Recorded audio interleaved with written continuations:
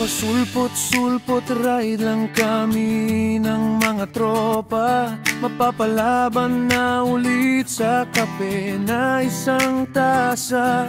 Sa chill ride na nakakapagod at nakakasikip ng baga.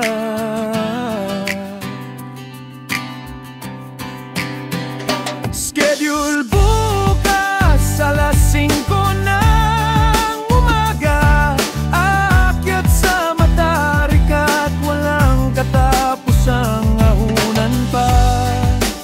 Tuhod ko'y ready na, ang malakabayong sipa. Pagkilawak ng manok ngalarga na, sariwang-sariwa pang hininga.